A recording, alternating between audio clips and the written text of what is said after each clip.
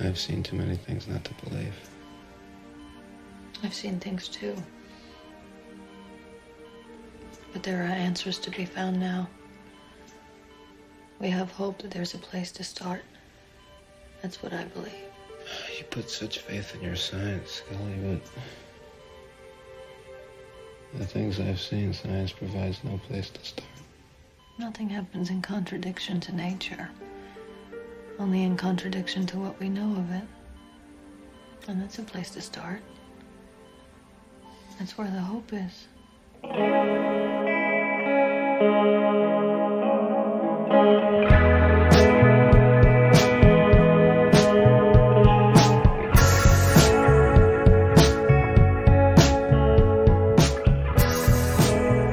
Hello and welcome to the new series of Most Unwanted, an X-Files podcast. Oh, yes. And, ladies and gentlemen, you can actually hear us. You can. We must have spent, 10 minutes just? I felt like an hour. Yeah, just trying to figure out why we couldn't hear our voices on recording. And then we realised it wasn't plugged in. The microphone wasn't plugged in. Well, it wasn't your voice, it was my voice, but that's because the laptop was facing you. Exactly, yeah. So we figured it out. But anyway, I'm Luke Costin.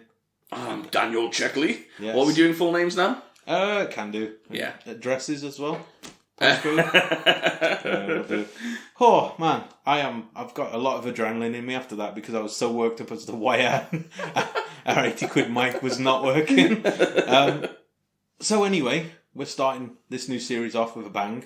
What did you get up to in the 2 weeks break? It's not really a break, it's just normal recording time, I guess. Yeah, didn't really get up to that much, to be honest. Yeah. I've been looking forward to getting back to this. Yeah. I always do, especially when it was a cliffhanger ending like it was in season 3. So I was in fact, I was actually quite keen to watch it, so much so that I wait until the day before to watch the episodes, so they're fresh in my mind for when we record. Yeah. But I watched both these episodes really early because I wanted to get around to them, and I thought, I'll just keep on watching. And so I'm worried now because I can't remember, like off the top of my head, I can't remember half the things that happened in the episode, so I'm going to have to really rely on my notes for this one. don't worry, I've got some very detailed notes. Nice, that's what we like to hear. I think professionalism. Without any further ado, we should just get into this. I don't have a clever plug because I don't speak German, so I'm going to struggle with this, but we'll just get straight into it.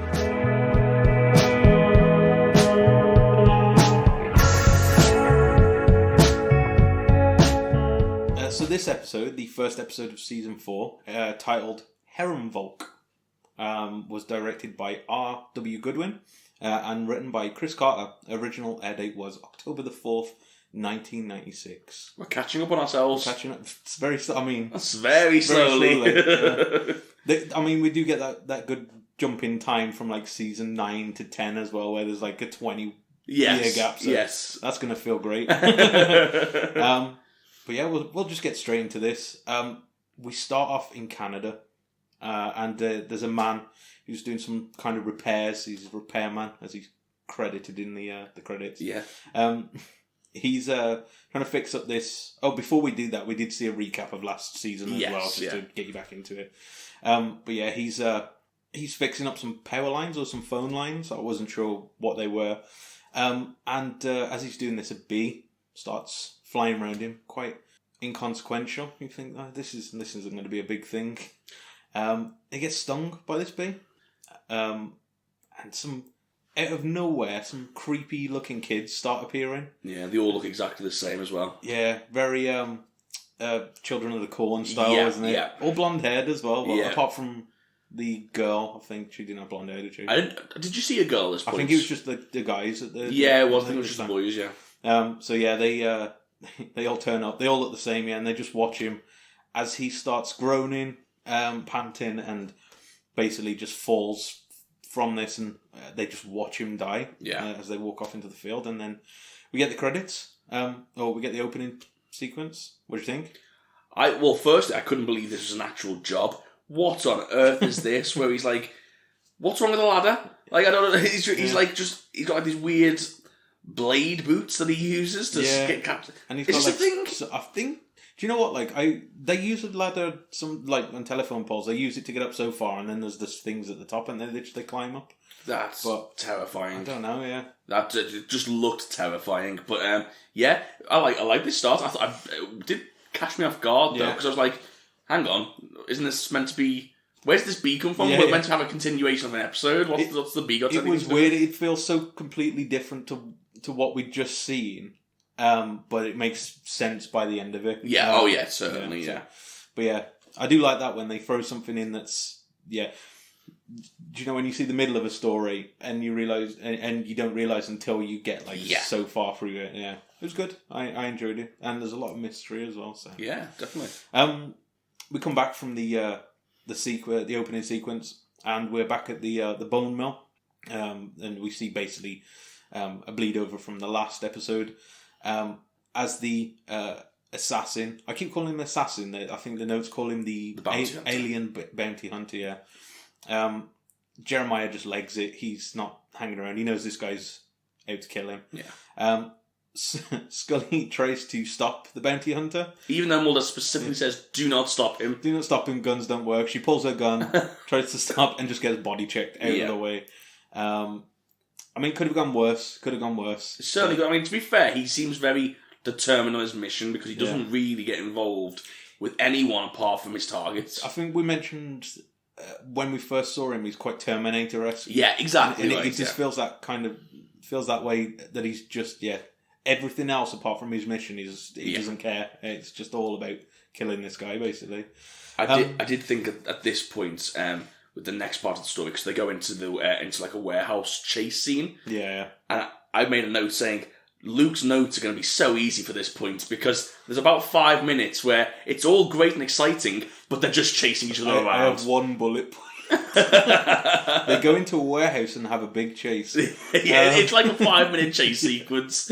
I do like these when there's no dialogue and it's just because you can summarise it. Like, there's no point me going through. They took the left foot forward and then the right foot exactly, forward. Yeah. But where are all these abandoned warehouses? Why is no one putting locks on these doors? Well, to be fair, there's a lot of abandoned warehouses around here that you could. But they're all locked up. Do you reckon? Yeah. I reckon you could get in. The council locks them up. Maybe there's no council in America. And plus, I just don't believe it. Where are these all coming from? Every other episode they're in these abandoned warehouses. Yeah, that does happen a lot. Yeah. When you think about it. And think of it this way: if you found a warehouse that wasn't locked up, are you telling me you wouldn't go in there and find 10 heroin addicts? Yeah, you would. That's what would happen. It wouldn't be like this. It would be a crack then, basically. It would be, of course, it would. Yeah, but none in this. Just aliens. Just aliens. Yeah. And some said they're worse. Yeah. Well, I mean, can't trust them. Don't know what they're trying to do. We find out more. Tell us what you think, audience. Yeah. Heroin addicts. Or aliens, which are better or worse on the scales. This feels very... we're treading a fine line here, are we? Scully follows in later on, after she's picked herself up off the floor. Jeremiah does get free from the assassin, the bounty hunter, the body hunter. And Mulder and the bounty hunter have this intense stare-off on the roof. Jeremiah makes this jump across the roof to Mulder. They try and continue this chase, but Mulder shuts him out basically, so he can't get after them. Scully goes back to the car. She doesn't know what else to do, really. She's trying to... I think Mulder tells her to get the car ready, doesn't he? Yeah, he does, yeah. And the bounty hunter jumps on the bonnet. Yeah. And I think he just puts it out of commission, don't he, by jumping on it? No, but Scully does, beeps the horn, so Mulder knows not to carry on. Oh, okay, right. That way. I thought he'd, crushed the bonnet or something like that. So, yeah, the bounty hunter watches as Mulder and Jeremiah start fleeing, basically, into these, shavings, these, mountains of... Yeah, it's like a mill. It's like a wood chip. Like wood chips, isn't it? Yeah. The bounty hunter gives chase into there, but Mulder's been watching Predator. Oh, it's amazing!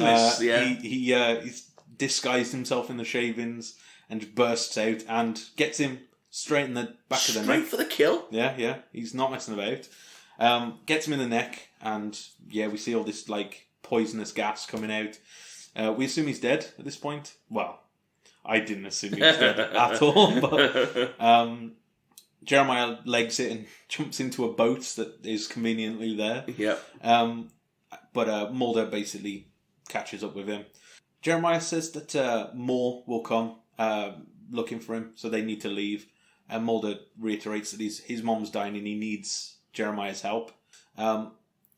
Scully does catch up and starts chasing them, sees them both go away, which Scully must feel a bit annoyed by this. I mean, yeah, you would be, wouldn't you? Completely. Mulder has literally no second thought about her. But she finds the assassin, the bounty hunter. I'm going to keep calling him assassin because I wrote assassin down in my notes. And as we mentioned earlier, she goes up to him and he opens his eyes. He's not dead. He nearly strangles Scully to death, but he lets her go. He realises that she doesn't know anything. Yeah. And again, so she can't help with his mission. Yeah. So there's literally no gain for him whatsoever. Yeah. There's no point killing him. Yeah. I think it's sort of emphasised a lot in these last few episodes that they don't want to just be killing people willy-nilly because that's going to either martyr them or make someone else look suspicious. So. Well, it's weird. It's like this sort of weird morality that they have where it's almost like the truest morality where they have a mission and regardless of good, bad, evil, it's just the mission. That's all there is. And if they have to kill someone to complete that mission, they will do. If they don't, they won't. They won't do it, yeah. Jeremiah and Mulder on the boat basically have this big ideological battle and this big speech on what the larger plan is. They'll know where to find us. They'll be waiting for us. Who? Your government men. They'll be waiting at the hospital with your mother.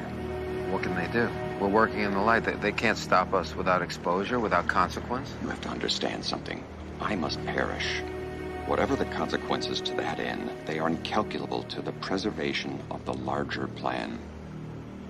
The larger plan? You mean colonization? Hegemony, Mr. Mulder. A new origin of species. I don't understand. I can show you. My mother is dying. I need to take you to see her right now. And if they are waiting for us, if they're willing to kill me and face the consequences of their actions to stand before your ineffectual justice system, I will be dead. I won't be able to save your mother. The work will go on. The plan will continue to be executed. Or you can stop it. How can I stop it? I can take you to a place, show you the work in progress, where you can see. Look, there's where no you time. can see your sister. And we also end on Jeremiah basically saying that Mulder can see his sister. So we get this big bombshell of an ending speech there. Which puts Mulder in a very difficult position because now he's kind of got to choose between his sister and his mom. Yeah. And so either way, Mulder's going to sort of be losing out regardless of what he chooses. And I think that the key to this story, especially this two-parter, is that Mulder is sort of being drip-fed information that sort of is to the benefit of the person giving it him. Yeah. You know what I mean? Like, so this Jeremiah wants to stay alive, so he's telling him what he needs to keep him on side, to protect him, basically. Oh, yeah, definitely. The informant's agenda comes into question a lot here. Yeah. Especially towards the end of the episodes. Yeah. But we will get to that. So, back in the hospital in Providence, we see Mulder hooked up to the respirator, basically. Yeah. Get well soon, Mulder. Get well soon. Cigarette smoking man is watching over her. And we see the elder from, I think it was last season's episode when it was... Yeah, I didn't realise they were called elders until I sort of looked up like sort of the character names and whatnot. Yeah. Apparently this guy's called the First Elder. Is he the First Elder? Yeah. I just wrote Elder down, but yeah. It's like them... I remember last season when we didn't know who they were or what they were called or anything like that, and we likened them to the Mafia. Yeah. And Elder seems like a very Mafia type of... Well, I think that's the sort of look they're going for, do you know what I mean? Maybe it's an alien crime syndicate. That'd be basically, I think it is a crime syndicate, I really do, yeah. That should have been a good prediction. That'd have been a good one. I know, yeah. the elder says that he isn't coming, referring to Mulder. And he says that Mulder would know that they're here. And he also says that there's been an information leak. And we know straight away this is X they're talking about. And they basically talk about how they're going to set up a trap where they're going to leak information to different people and try and figure out who the leak is, basically based on that. Game of Thrones style. It always reminds me of Tyrion. Yeah, his plan of giving people different information. But, I mean, in this case, they're not just going to... Who does Tyrion do that with? I remember him doing it. Varys, Littlefinger, and... Yes. What's his name? The old guy. I can't remember. But yes, Pycelle. Yeah. He finds out Pycelle's doing it, didn't he? And then didn't he, like, whip him or something? Again, parade him through the streets. Yeah, I can't really remember. Yeah. Oh, Game of Thrones. It was good for most of it. We see that Scully is in a car. Her phone rings, and this is the morning now, so yeah. Still there. It's so heartbreaking when he asks what she's been doing, and she's been, I've been waiting for you. Yeah. Like, oh, man. But then we know why. Yeah, we find out why as well. Yeah, so, Mulder calls Scully, says he's been waiting for her. Sorry, she's been waiting for him. Yeah. Get it right. And he explains that he's off to Alberta in Canada. Of course. As you do. But this is when it pans out and we see that the bounty hunter is sat right behind Scully. And we know that he's getting all of this information. Yeah. But as soon as he gets that information, out the door he goes. Doesn't care. He doesn't care, which then, Scully then gives her the opportunity to warn Mulder. Yeah. Later on in this scene, we see Mulder and Jeremiah. Jeremiah. That's it just seems like such a... I don't know, like, what's what I'm looking for? It's very biblical, isn't it? Yeah, Jeremiah, yeah. I think that's the point, isn't it? Because he's like healing guy, yeah. It's definitely a biblical kind of name. But yeah, we see that they've been driving all night, basically, and the car's run out of petrol. He mentions that they're about 20 miles from where they need to get to, but it's actually shorter if they just walk over the hills. So they do. They're just they get walking. I'm going to walk to Canada, I guess. Is there any border control from America to Canada? I don't know, actually. I've never thought about it, because I know there's like quite... as West outsiders of the UK... what am I trying to say? Outsiders of America, we know there's quite a strict border along Mexico. Yeah. They don't seem to talk about if there's a northern border. The Canadian one, I'm not sure. Because I'm trying to think of like... Because I'm pretty sure there's it's quite free. You're fairly free to move between in Europe. I've heard in Europe, Yeah, so like obviously like UK is different because it's an island. But when you get like if you can go from Spain to France, for example, without any issues, to be honest, without any border checks or anything like that. Is it not like a passport check? I don't think so. I think you can just drive straight through. That seems mental. I could be wrong, to be honest. No, I'm pretty sure you can just drive straight through. I don't. You know what? I'm not going to die on this hill though, because I've got no idea. I've never lived in Europe. Let us know is there any kind of... There's got to be a passport checking actually between Canada and America, because I remember I was listening to a podcast where some Canadians would drive into America for WrestleMania. Oh, okay. And they basically they had to have all their papers, and they were basically... The guy at the Border Patrol was taking the piss out of them for going to WrestleMania. So, I remember. So there's definitely some kind of border checking, but I don't know how. I don't think it's strict. I don't think it's like a big fence. It's probably like on the road. You sort of have a checkpoint. But anyway, that's our segment on the things we don't know this week. Yeah, exactly. We can come back next week for more. We're back at the FBI headquarters now, and Big Skin is looking for Mulder and Scully. Scully's the only person who turned up. Yeah. And she explains to him what they were doing, basically, and what's been going on. Skinner goes on to explain that he's checked on these Jeremiah Smiths that Mulder investigated. That Scully investigated. And basically has found out that they've all turned up missing. Yeah. And he wants to know what the hell they're doing, basically.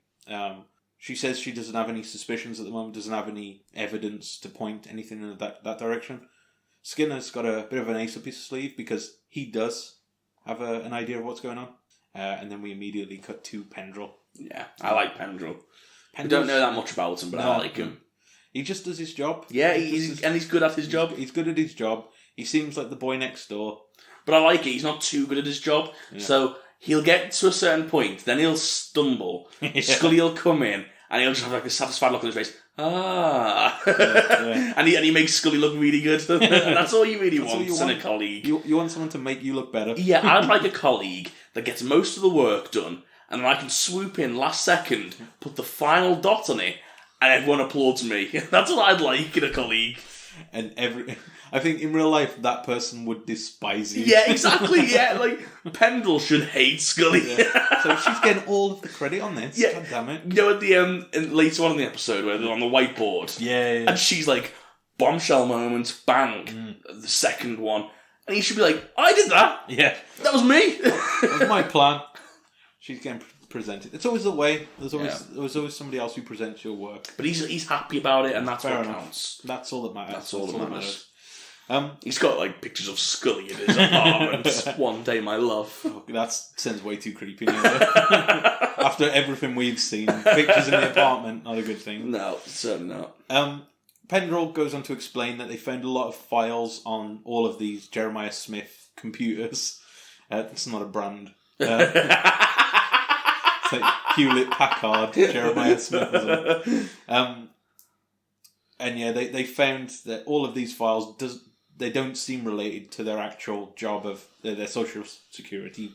Yeah, but they all relate to each other. Yeah, so they're all using the sort of same codes. And yeah, it's all password protected, and they can't crack this code. And Scully says she wants a copy of it to show someone, but won't clue them in onto who that is. Which at first I did think, oh, we're going to get what they called their lone gunmen or something. Yeah. I thought we might have got those, but it turns out not in this case. Probably a bit more thin. Back in Canada, Mulder and Scully, Mulder and Jeremiah. But it says M&S, meaning Mulder and Smith. Need to not do that. So they see the body of this man from the beginning scene, and he's all scabbed over now, and he looks horrendous. Yeah.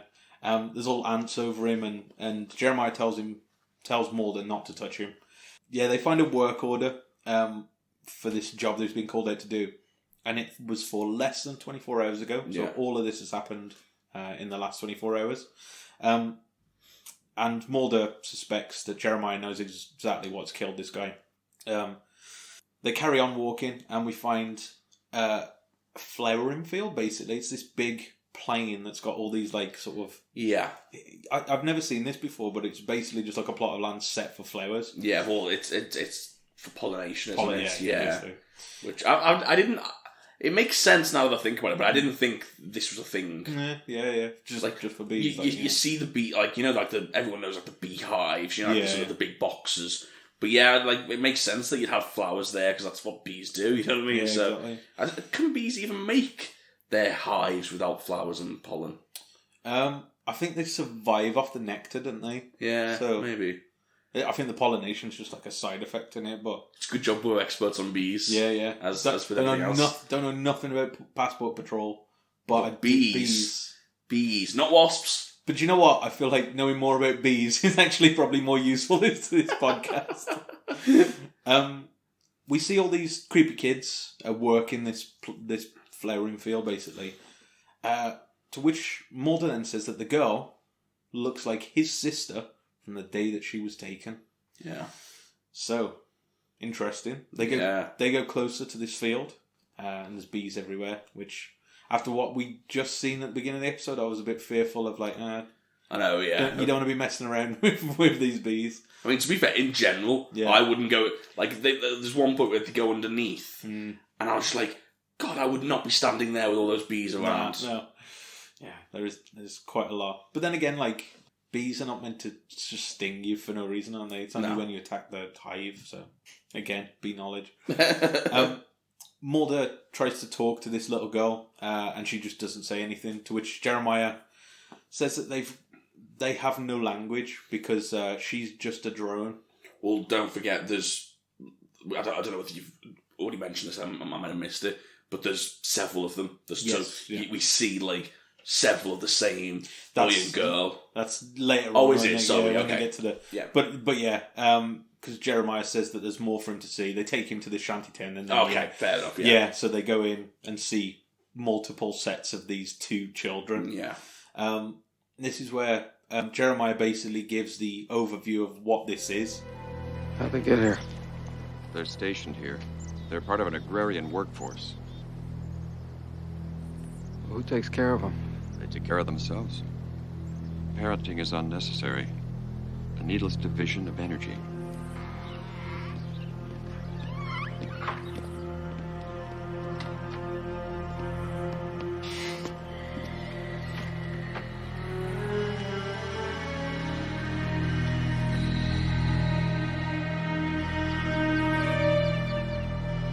They're clones.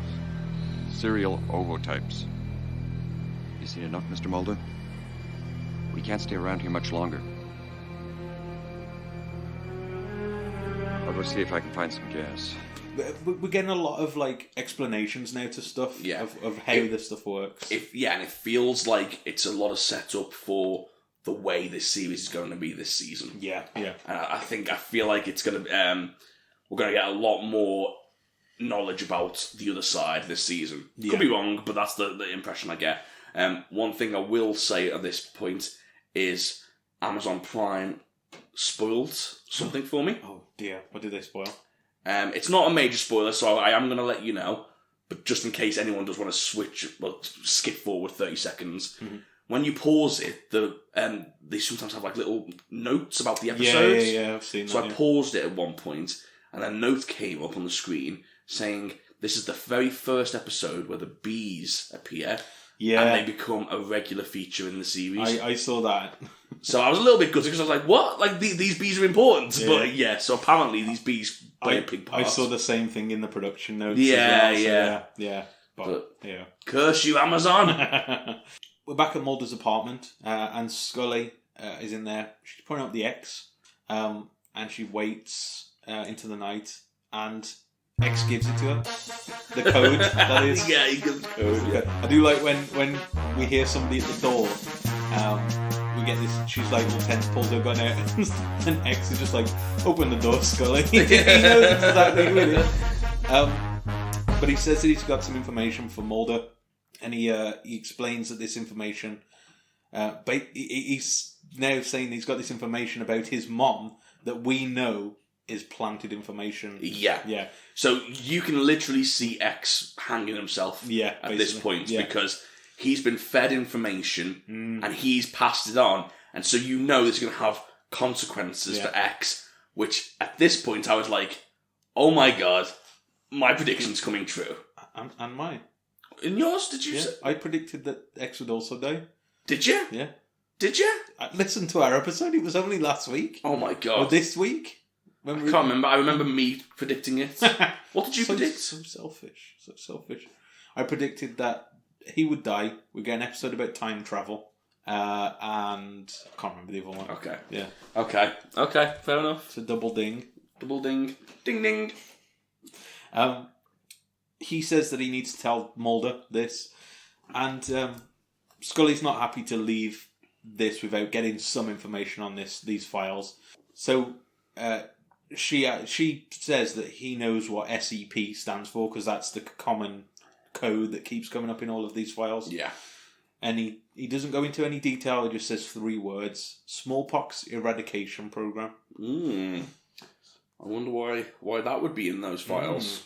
That is very interesting. I do like that we get the payoff to this straight away, pretty much. Yeah. It'd have been annoying if it was like drawn out a bit more, but and he basically warns Scully to leave it alone. You don't want to start. I can't remember the exact word in here, but he basically tells her you don't want to start asking questions you don't want the answers for. Yeah. So a bit Scully's getting dragged into this world even more and more now. Back at this plantation in Canada, we see Mulder is basically trying to take Samantha, or this girl that we think is It's not really Samantha. We know that. It's a weird one, isn't it? 'Cause he's basically abducting a child at this point. Who can't say anything. Yeah, who can't refuse, and it's a bit. It's morally grey, but you can completely understand the reason for it. But he's saying he's going to take her home, and Jeremiah starts going into explaining why there's a bigger picture here that he needs to understand. What are you doing? She's coming with us. You can't do this. She's not your sister. Well, then who is she? You have a chance here to understand something so much greater, to comprehend it, to expose it. Well, then explain it to me. Explain it to me now. At this point, we then see a car arrive. Yeah. And it's the bounty hunter. Not the assassin. They leg it. I keep saying leg it. Leggett's quite a black country term, and I think... I don't know. Because they run away. I think Leggett's to do with canal boats. Do you know when you do the kick? Oh, yeah. It's Leggett. So I don't know if that's quite regional. I'm pretty sure people can figure it out. Leggett means to run. So they flee. And the girl leads them to this container, basically. It's this big metal door under a bridge. They open it up, and we start hearing buzzing. Yeah, it's a giant beehive, basically. Yeah. Jeremiah says that he's immune to this, so he's not worried, but Mulder isn't. And we saw earlier on Jeremiah carrying a petrol can, basically. And immediately I knew what he was going to do, because I've heard this before. I think it was in How I Met Your Mother, that bees don't like... it's the smell of gas. Petrol or kerosene and stuff like that. Yeah. So, without any hesitation whatsoever, Mulder, having a few episodes ago saw someone burn themselves to death, just douses himself in petrol. The alternative, though, he's seen what those bee stings can do. Yeah. And apparently Smith's immune to it, he says. Yeah. Which is interesting. But Mulder has to do this. Yeah.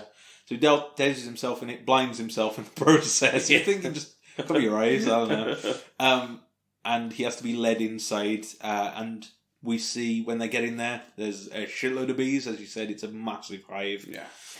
Big, sort of honeycomb things. They're impressive, these things. Yeah. I thought it was quite good. Whatever. Obviously I know this is probably made for the episode. Yeah. But bees are impressive, aren't they? I think we should start a podcast on bees. We've talked them up a lot in this one.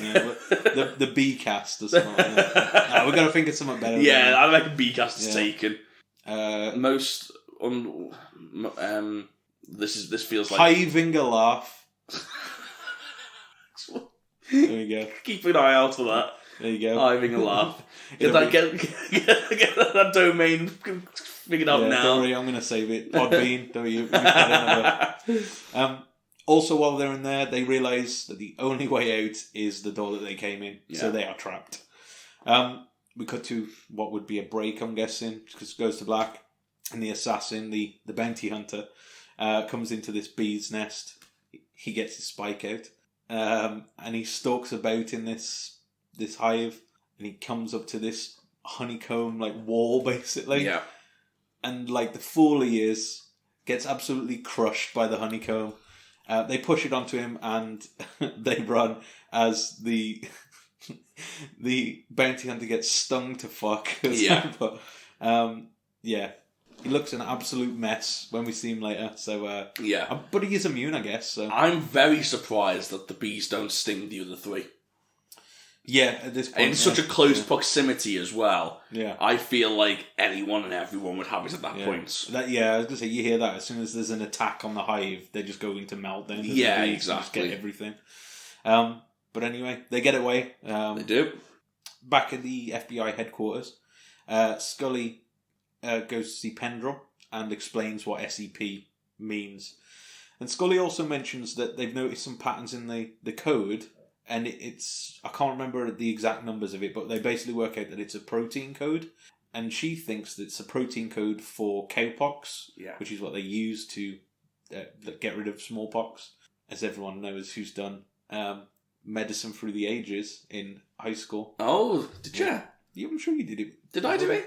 It was they do medicine through the ages, and I think it was it was his name? Is it Thomas? Lister? No. I can't remember the guy who did it now. Who are you on about? The guy who sort of worked out how you do... Oh, I've got no idea. I do remember doing medicine now, and like Louis Pasteur and stuff like that. Yeah, you go through. This guy came up with inoculations, like, because cowpox. They figured out that cowpox, if you had that, you didn't get smallpox. So they just started giving people cowpox because it wasn't as bad. Yeah. Sort of like chickenpox, I suppose. Edward Jenner. That was the guy who discovered it. I think Lister was the guy who does antibiotics or something, or antiseptic. I don't know. We'll save this for our medical podcast. We got into a massive tangent. Just because all of this information from like year 9 history classes just flooded my head. You see, when this was after that, it was when we went into our GCSEs and we could choose our subject. Yeah. You chose the Wild West, didn't you? Yes. Because I chose Nazi Germany to what was Wild West like? Wild West. Was it fun? Yeah, it was kind of fun. Yeah, because all I heard about Nazi Germany was a lot of talk about economics. Yeah, I mean, it goes into the political side of why it happened and so, which is fascinating still. But it's not the Wild West. Yeah. I think Wild West would be a bit more fun, to be honest. It was fun. You learned a lot about like Native Americans. You learned about like buffaloes, the cowboys. Oh, nice! It was good. Yeah, I think I made the wrong decision, but it doesn't matter. I only got a C in it, so we all messed up. Yeah. But anyway, yeah. So this is cowpunks. Ultimately, that's what we've come down to. Funnily enough, this guy invented cowpox and inoculations in the 1700s.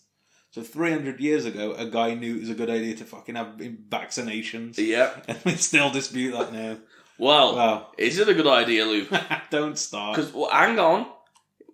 Apparently, according to this episode, if you have a vaccination, you get catalogued. I get the feeling that there's some people who've watched this who are like, see? Me! I don't know. We're not getting vaccinations. We think the Earth's flat. What's wrong with us? We are going backwards a little bit, aren't we? Years? Anyway, let's not get on our high horse. Our scientific high horse. Scully says that there's another code on there, but she can't work out a pattern in that. But she has a theory that there's no pattern because this is a catalogue number for everyone who's had this inoculation. Yeah. So Scully does a Mulder and presents this zany theory to the FBI at large. It's like the board of directors, yeah. Yeah. Who, she starts explaining it in a science manner, and Skinner might as well just tell her to stop with the science jibber jabber. It's like, I don't understand what you're telling me. Speak English. What is it now? Explain like I'm 5. That's what he wants. He wants those versions of it. But she thinks these are just tags to identify, a unique tag to identify everybody, kind of like a barcode, I guess. Yeah. They laugh her out the room and say that this is some spooky Mulder shit, basically. So here's a question. Say this is true. Say this is real, right? Yeah.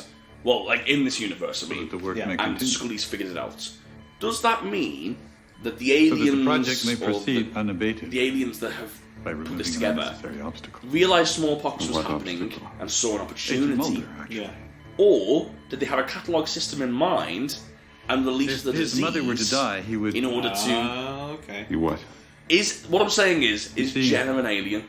It's a good theory. The I mean, fiercest we enemy might find man out who has more. nothing We might imagine that. Imagine that. That'd be great. His name will come up and we'll be like, that's him. We know that guy. Not knowing, but yeah. But yeah, it is interesting, really, because it could go either way. Yeah, So- they either capitalised or did it on purpose. Yeah. I'm assuming I'm assuming they won't go back that far. I'm assuming it will be something like in the last 10 years and they've overtaken the smallpox vaccination and they've just added this to it. So they've got a catalogue for like the last 10 years. Type Well, thing. that one of the episodes earlier on, that one where they're in the tunnels, they said they've got all these like samples of people, didn't they? So, yeah. So and some were going back as far as to Mulder and his sister, which was like, when was that? It would Was have it been 70s? 20, 30 years ago, yeah. Yeah. So But who knows? Like, who are we to say that aliens haven't been here since the 1700s? exactly. You know what I mean? Like, just because our I mean, in this world, because our technology wasn't as advanced, doesn't mean other civilizations weren't. Who knows? Who knows when they came in? Interesting stuff. It's good to theorise. They at this point start saying that this is bullshit. Yeah. To which she gives her a next piece of evidence that Pendrell also had the same skin scraping, I think, that they had. Yeah, and he had the same protein on his Yeah. So he had the same protein, but his code was also completely unique. Yeah. So there was no match, even though it was the same vaccination. He had a different thing attached to it. She says she doesn't know who or why they're doing this. And then they need to speak to Jeremiah to sort of get some more answers. She did say it would probably involve the government. Yes, yeah. So she calls them out right there and then. Yeah. But I suppose the FBI is sort of... They... Supposed to be a separate organisation. Yeah, because they're meant to investigate the government. Mm-hmm. Skinner says that he wants to speak to her alone. And she says that she's got scientific evidence on this to confirm an X-file, which was her purpose from the day dot. This is why they put her in here, and she's now given them a scientific basing for something that Mulder's been chasing. Yeah. So it's hard to dispute, and it's quite good that they actually have this, because now they're working. It's not Scully. It shows that Scully's not purposely being antagonistic when Mulder comes at her with a theory. Exactly. She wants to prove it, but if she can't prove it, she's not going to help him. Yeah. So, but if she can, she's not going to ignore it either. Exactly. So it shows that she's actually as much an ally. Well, we know that she's an ally, but you know what I mean? Like, she is going to do everything she can to prove this. Mulder calls at this point, and he says that he needs to meet... he's on a phone box, and he says that he needs to meet Scully at his mom's hospital. He's got Jeremiah with him, and someone else, but he doesn't say who. He says they'll need some protection, and Scully basically says that he'll definitely have protection because everybody wants to speak to Jeremiah at this point. Before they get to finish their conversation, we see the assassin, the bounty hunter. I will get this right eventually. I'm going to stop auto-correcting it myself. We see him in this van that I presume he's stolen from somewhere, and he just comes bounding towards Mulder in this phone box. Mulder jumps out of the way, and we get this like climactic smashing of the phone box. Yeah. It was quite good. I quite like it. Yeah, it was good. It was very much reminded me of The Matrix. Yeah. The bounty hunter gets out, and he basically has this confrontation with Mulder. Please, you can't kill him. He can't die. You must. That girl is my sister. He shows you pieces. He tells you nothing of the whole because he's inconsequential. A traitor to the project. Kill me. Let them go. You trade your life for his? For my mother's.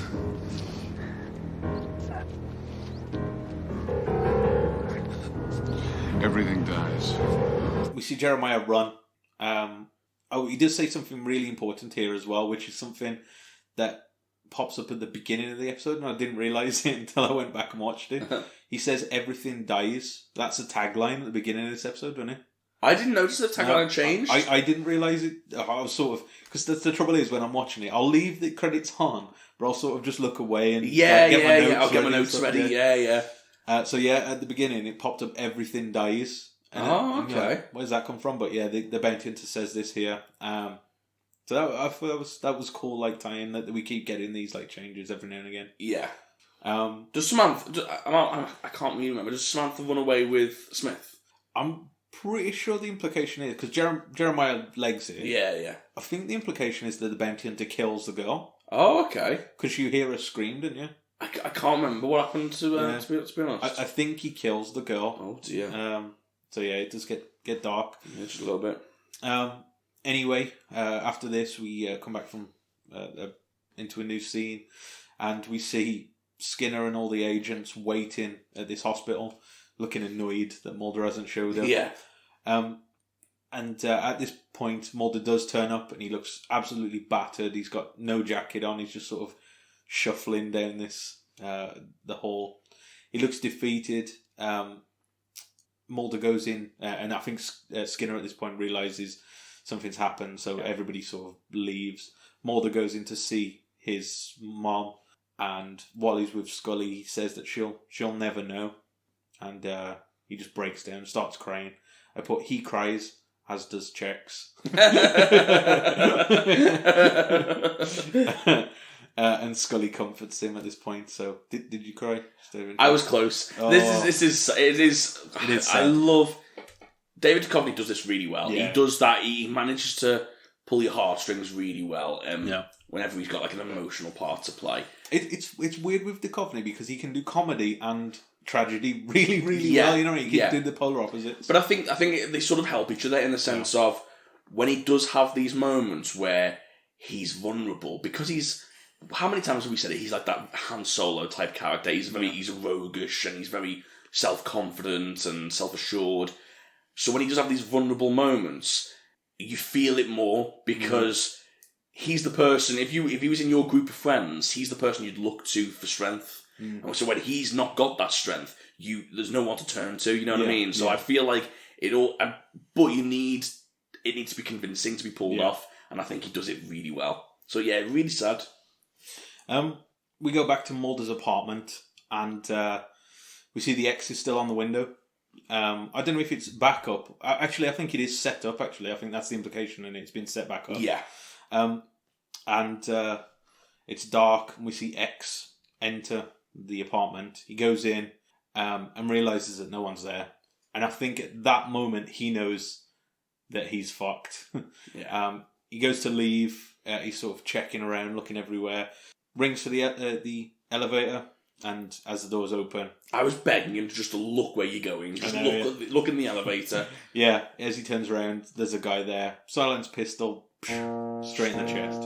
Oh yeah, it was in the chest, wasn't it? Yeah, shoots him down, and we presume to death. I'm surprised they didn't confirm the kill. Yeah, he just walks off. No, yeah. For such a clinical agency, you think he'd be like bang and then one in the head. Yeah. He's definitely dead. Because he definitely won't leave a message. Don't worry, he's done. He's learnt his lesson. We go back to the hospital, and Mulder and Scully are sat with Mulder's mom. And Scully tells him not to give up, but Mulder at this point is just defeated. He explains what he saw on these fields, which sounds like an hallucination the way he describes it. But Scully tries to reassure him that there's answers to find now. There's a lot more we can do. They have this speech between the two of them about how they both deal with what they've learned and what they've dealt with on this mission, I guess. And Mulder says that he feels he came so close and just missed out. And it's at this point we see Scully's talking about having more answers. We see X crawling into Mulder's apartment. He's bleeding out everywhere, and he starts scrawling something on the floor just before he dies. In his own blood. And we see the letters SRSG. And I thought, oh, this is going to be a big drawn out mystery if we find out what this is. And then it's immediately answered in the next scene. Next scene, yeah. So yeah, was that obvious what SRSG meant? I don't think so. No, it wasn't. We wasn't supposed to get it because I know they explain it, but was it meant to be like? Because I don't remember it before this episode. No, I've never heard like that term. Well, to be fair, I've never heard the term anyway. So it's the special representative of the Secretary General. Exactly. Yeah. But yeah, X is dead. Like I said, we both predicted it. Yeah, it kind of makes sense. Yeah, I didn't expect it to be this soon. It was. I expected it this series. Didn't expect it the first episode of this series. My immediate thought was, "Oh, my predictions come in, yay!" And then my second thought was, "Everyone's going to think I looked." Because literally, we've just predicted exactly what happened in the next episode. I know. If there's a time travel one this series, like the next episode's a time travel one, and everyone's be like, "These guys are absolutely ridiculous." They lost their credibility. Or maybe we did a weird one because we did look. We're throwing up to say, That's what it was. No, I didn't look. But anyway, we see a month later we're at the UN building in New York City. Yeah. And we see this door, and it just says "Special Representative to the Secretary General," which you mentioned. And we see a woman open the door and come out. I knew I recognised this woman, but I couldn't figure out for the life of me what she was in until after the episode. Yeah, Laurie Holden. I recognised her instantly. She's from The Walking Dead. Yeah. I mean, I know she's been in a lot of stuff, to be fair, yeah. but I don't really know her from anything else other than The Walking Dead. Yeah. Tell a lot. No, I don't. I know she was in The Mist, wasn't she? But I know Frank Darabont directed that, didn't he? I think so. I don't think I've ever seen it. Yeah. The Mist. I've never watched it either. I know she's in it. But, yeah. But yeah, she looks. Again, it's silly saying this because I know this is 1996, but she looks so much younger. When you see her, so I think that's what threw me off at first.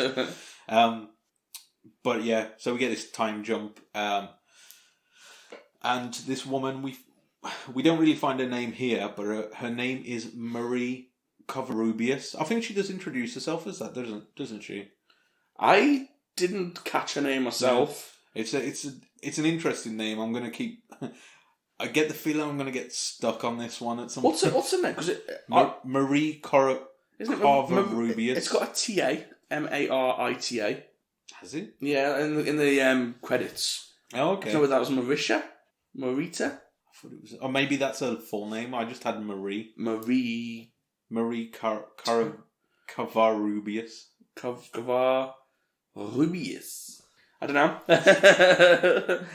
I didn't hear her name if she said it. Yeah. I just assumed when the reveal of like the pictures. Yeah. I was like, oh, new X. So yeah, I called her new X. Yeah, she is new X. So yeah, I'll just quickly wrap up this thing. But yeah, she says he says that he's been that the Secretary General's been called to something important, and Mulder explains that he wants to know more about these crops, and she basically says that it's the farm's been abandoned, left to die. There's no evidence of these bees or anything like that there.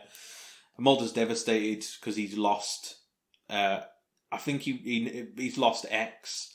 He thinks he's losing his mom. There's all these things happening, and he just wanted that one shred of evidence that made it worthwhile. To which she then says, "Everything dies, Mulder," and sort of basically confirms that, yeah, as you mentioned, she's a new X. Yeah. So, and he has that picture. He's got that picture now where it's weird because it's that picture sort of represents evidence of what he's found out, but it's also a picture of his sister as well. It is a bit. Do you know what I mean? So it means a lot more than the initial sort of reveal. The one thing I did think about this is it's sort of, and I don't think this is just sort of me thinking about it. I don't think it's a mass. I'm not like going, oh, this episode sucked because of this. You know what I mean? But it's one thing that I thought, okay, that's a bit weird. It feels like there's no consequence to informants dying. You know what I mean? Yeah. Like, don't get me wrong. It's still like, I liked X and he's dead. But there's another one. I also liked Deep Throat. He died. We had X. Now X has died. We've got another informant. It just feels like if she dies, it's not the end of the world because somebody else will take his place. Yeah, you know I know what you're saying. I understand why they have to do that. Of course, yeah. And I understand what you're saying because on top of that, why aren't they all just working together? Yeah. They're all in the same boat anyway. Like, wouldn't it be a lot easier and a lot less difficult to track the informant down if you took it in turns? Yeah. If Deep Throat came to Mulder first, then X came to Mulder, and then coronavirus. Yeah. It's way too close for that. Marie Coronavirus. I'm pretty sure that's her name, isn't it? Yeah. We just butcher names. But yeah, it does make me wonder if there's like, there's no like stakes to the informants dying. You know what I mean? Like, and again, like I said, I don't think it's a massive gripe. I understand why they do it, but it just feels like they're artificially trying to get you to feel sorry for them dying. Yeah. But when ultimately to the story it doesn't matter. Yeah. They turn out to be a cog. Yeah. Exactly. Yeah. But again, it's not a major issue. No. And again, we don't know. This Mrs. X might be the new X for 7-8 seasons. You know what I mean? We don't know. Yeah. We don't know how long she's in it, so we'll find out, I guess. And then we get to the final scene. We're back at the hospital, and the alien bounty hunter walks in to Mulder's deathbed, basically. Yeah. And Cigarette Smoking Man's there, and we get this speech between the two of them, basically explaining that they don't want to give Mulder nothing to sort of hold him back. Yeah. Because he wants to know if Mulder has nothing to lose, then there's nothing to stop him. Exactly, yeah. I think this is a fascinating scene because there's a few different things I picked up from it. One, I found it very interesting that the bounty hunter outright said the cigarette smoking man, you assume the cigarette smoking man's his boss. Yeah, yeah. But then he outright says, I'm not doing anything unless you tell me why I'm doing it. Yeah. And so I thought that was interesting, like it was challenging, do you know what I mean? Yeah. It was... He's not just blindly obeying him, yeah. No, he has his own agenda, which is very interesting. And on top of that, you had cigarette smoking man's agenda, which you could look at and say he's trying to control Mulder. Yeah. But I also feel like he's trying to save Mulder. That's what I felt. It's like, yeah, he doesn't want to piss off Mulder any more than he already has. Yeah. But yeah, ultimately he has connections to Mulder's family, and I don't think controlling Mulder has anything to do with this. No. I think he, in his mind, if she died, it wouldn't really make a difference to the way he handles Mulder. No. I think he's doing this for personal benefit, and he's trying to excuse it. That's the same. Did you get the same vibe? The same vibe, cool. yeah. Okay, it's not just me reading too far into things. No, I got the same vibe that there's multiple reasons why he's doing this. Yeah. Some excuse of us. Right, to use a wrestling term, are we going to get a cigarette smoking man face turn? Which is, for audience that aren't familiar, bad guy turning good. Do you know what? The more I've seen of him, and the last 2 episodes specifically, I think we are. They feel like they're giving him a heart, don't they? Yeah. I mean, don't get me wrong, he's still a shithead. Obviously. Do you know what it reminds me of? Spoilers for the latest Star Wars. Kylo Ren. Spoilers for the latest Star Wars if you've not seen it yet. Well, you can't say it now because they obviously know. You just said about a bad guy turning good, and you went spoilers about the latest Star Wars. I might clip that bit out and pop that in. It'll sound weird, but I don't know.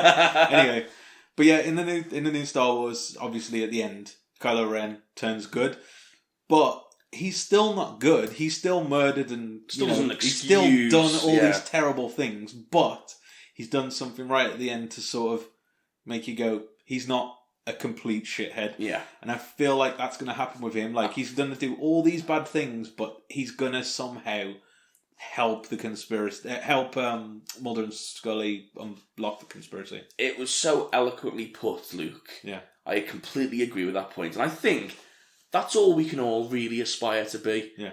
Just not a complete shithead. Basically, yes. That's all I aspire to be in my life. We're all shitheads. I just don't want to be a complete shithead. Everyone's got a little shithead in them. Just be more not shithead. That is shithead. beautiful. Yeah. Do you write poetry? I can do. I do a haiku. Just figure out how many syllables. But yeah, so just to wrap it up, we've sort of glanced over it anyway. But yeah, the bounty hunter pops his hand on her head, and you immediately think, oh, he's going to kill her. Yeah. But he doesn't. He does some alien shit, and he saves her life. And yeah, this is where we end. What do you think? I thought it was a fantastic episode. Yeah, really enjoyed it. Wrapped it up perfectly. Yeah. And again, I say this time and time again, people are probably bored of me saying this. I'm going to judge the episode as a 2-parter. Mm-hmm. I thought it was phenomenal. Yeah, really enjoyed it. Really opened up what X-Files can be going forward and sort of really opened the world up. Yeah. It's all had a bit of everything. These last 2 episodes did, because it had some major plot and character developments. You had a big character death, and these good action set pieces as well, with the chase through the wood mill. I thought was quite good. And yeah, we got a prediction in early. We certainly did. So it's always good to get one in the bag straight off the bat. So we'll do our ratings in the Critic X-Files later on. But yeah, we'll jump into some production notes next.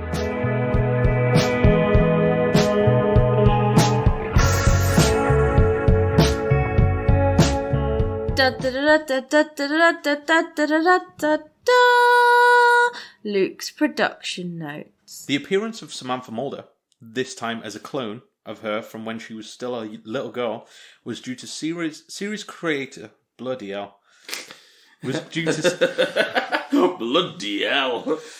Was due to series creator Chris Carter's desire to bring her back. Carter felt Samantha was an important element of the show, referring to her as being part of the lifeblood of the series. Yeah. I like it. The decision to kill the character X was made at the end of the third season. The writers felt they could only do so much with the character and decided that they would either make him a bigger player in the show or would have him pay the price for collaborating with Mulder. Ultimately, they decided on the latter.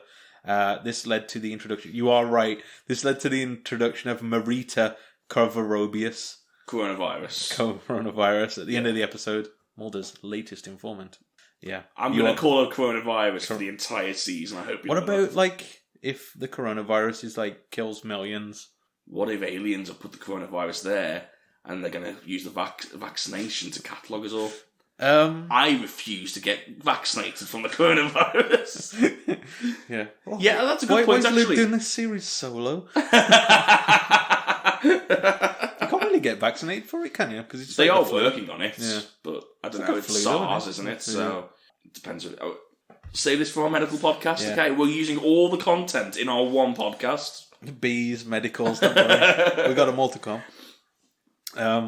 The exterior shots of the crop field in the episode were filmed in ginseng fields, which writer Frank Spotnitz felt had a otherworldly quality to them. These fields were located near the city of Kamloops, that's an interesting name, which is approximately a 3.5-hour drive from Vancouver, a location for which the production has rarely strayed during its first 5 seasons. The hair and makeup truck ended up getting lost while driving there. So, if Duchovny looked dishevelled, that's probably why. A fibre composite was used by the aircraft industry, was used to create the honeycombs through which the alien bounty hunter chased Mulder. I mean, it's just more background information. I'm never going to make them myself. The death of X was a prominent scene, and it took several takes to complete the final scene, with Spotnitz feeling that it was a good way to send him off. I thought it was quite good, actually. Well, I was going to say, to be fair, something we breezed over is visually him crawling down the hallway and then dying with that message from Mulder in Mulder's apartment. Visually stunning, really good way to send him off. Yeah, I think we did glaze over that a bit, but I thought it was a good way out for him, I suppose. Director R.W. Goodwin has noted that he is responsible for directing the episodes that feature the deaths of X, Deep Throat, Mulder's father, and Scully's sister. Uh-oh. So if he's directing, you know somebody's gonna die. Yeah, we have to keep an eye on that in the future. Oh man, imagine if that was the case.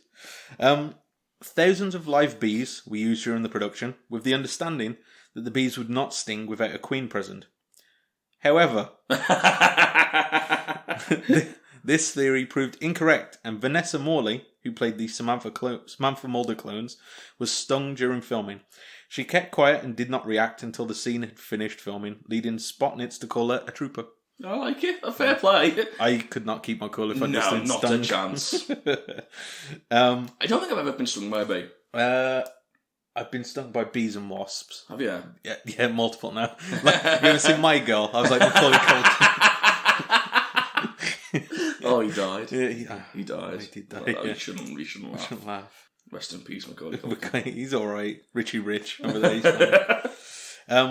The cold open for the episode, which with multiple clone boys, was achieved with motion control photography, allowing for 2 children to play all 5 of the clones.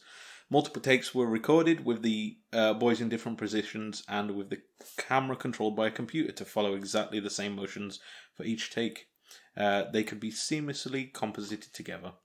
So, you think they'd just go for a static shot? It's just easier, isn't it? I was going to say, I assume that's the way. I mean, I assume they didn't get 2... Oh, I suppose it's the one where they're walking up the hill. Yeah, I suppose. Because it sort of pans with it. Yeah. I guess that makes sense. I was just thinking of the shot where it was from the top, and I was like, it was just stacked. That's easy enough. I know. The episode's title comes from the German word for master race. Oh. There you go. Okay. The tagline for the episode is "Everything dies" instead of the usual "The truth is out there." The phrase is uttered by the event. Should have caught that. it's hard sometimes, like, to be honest, because you just, like I said, you're repping your notes and stuff like that. Yeah. So. But anyway.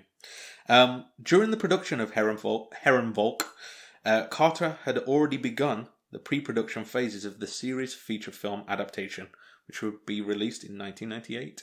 What? He'd started doing the... Oh, okay, the film. It's nothing to do with the episode, though. No. Oh, okay. I thought you... I don't know, I think I just misheard you, but like I thought you meant like the film that comes later is a remake of this episode. I was like, what? That makes no sense at all. Okay, so yeah, it's just he started it. Fair enough. Yeah. So that's interesting because he must know where it's going then. I'm going to say, yeah, 1996 this is then, yeah. And it came out in 1998, so he had 2 years. I'm looking forward to the feature film. Yeah, it should be good. I like film versions of TV shows because I always like, I don't know, you know, that first shot in the film where it's like so clearly filmed really differently and a different frame rate and goodness what else, and it just feels like our characters have made it. You know what I mean? They don't do that often anymore, do you? I can't remember the last time I saw a film of a TV show. But you know what? The problem is TV is caught up with film. Yeah, exactly. It's quite more often than not more expensive than film now, and if they wanted to do it, they just make an hour and a half episode. Yeah. So you know what I mean? So there's no need to do it anymore. That's the thing. Like I was talking about this to somebody yesterday. There's so many like tropes of 90s like TV that just doesn't happen anymore. And like we were talking about Star Trek, and like Star Trek had like the Next Generation had so many films and that to it. And I imagine like there's the same feeling that like it's great to see on the big screen. Look, there's Picard on the big screen. You know what I mean? Like, but yeah, I'm looking forward to the film. You know, it's funny now that it's actually on the opposite way around, where anyone's jumping to HBO. You know what I mean? You know, Apple TV or they're jumping to the streaming services. It seems like there's no like it's not TV and film. It's kind of you're an actor and you do both. Yeah, you know what I mean? Like depending on what you fancy. Yeah. Whereas you'd never see Brad Pitt doing TV in the 90s. Do you know what I mean? It wouldn't happen. Friends. He did appear in one episode of Friends. That feels like a favour. You know what? You've disproved my theory. I apologise to everyone listening. Brad watched it as well. When are we really going to go through all the cameos in Friends? Yeah, that's a good point. Yeah. Bruce Willis. Danny DeVito, yeah. What's his name? The Doctor, ER. Reese Witherspoon. Reese Witherspoon's in it. That's not the Doctor from ER, though. No, George Clooney. He's in it. The Doctor from ER. Yeah. George Clooney, one of the biggest movie stars in the world, and he's the Doctor from ER. What's he been in there? What, George Clooney? Ocean's 11. I am done with you. He's like the sexiest man alive. The Doctor from ER. I mean, I'm not wrong.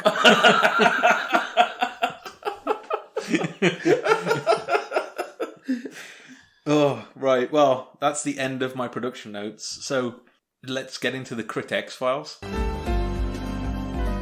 It stinks.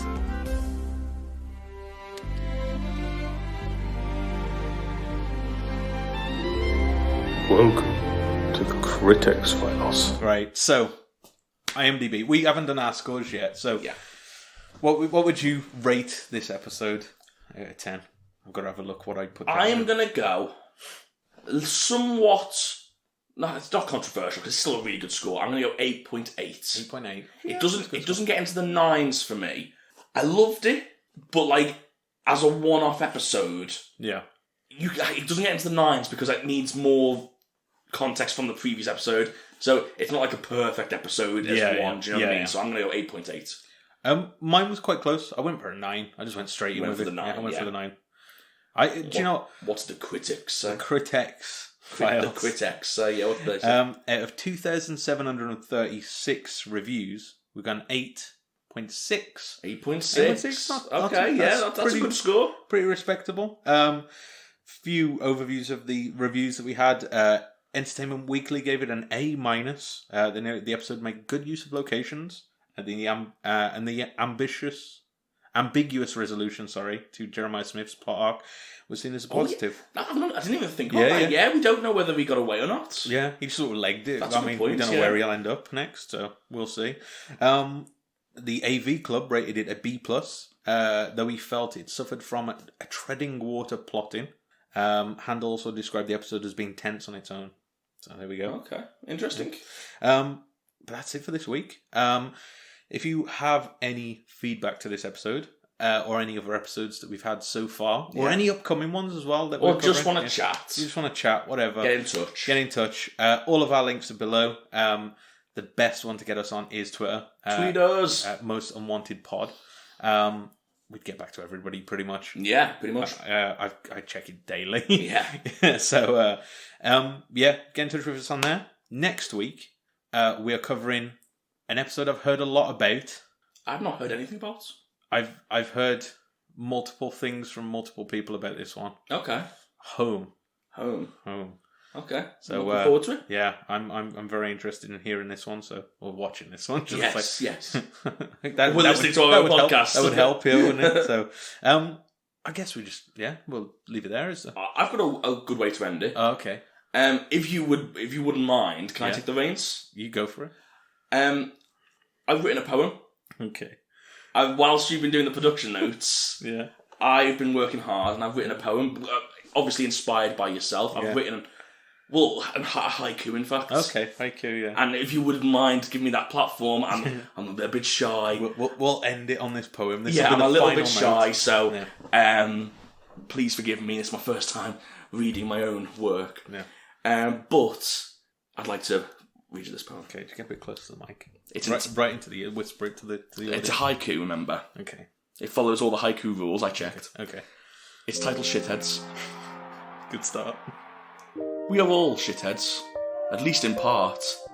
Thankfully, not complete shitheads. He really loved me. See you next time, guys.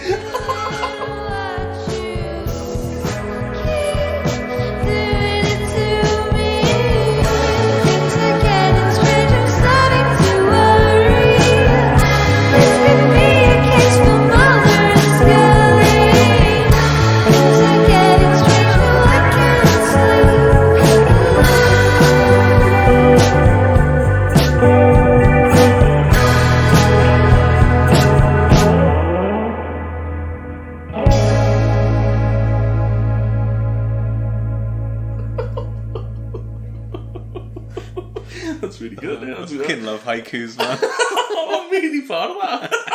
I was counting all the 575. Director R.W. Goodwin has noted that he is responsible for... fucking hell. Can't speak for this episode. I have a drink. It's a lot of talking. I've got like a little bit of a cold going around as well. Gum in my mouth. Oh no. I'm sorry. Luke. Do it all again. Yeah, start from the beginning. No way. Director R.W. We haven't had one of these in a while.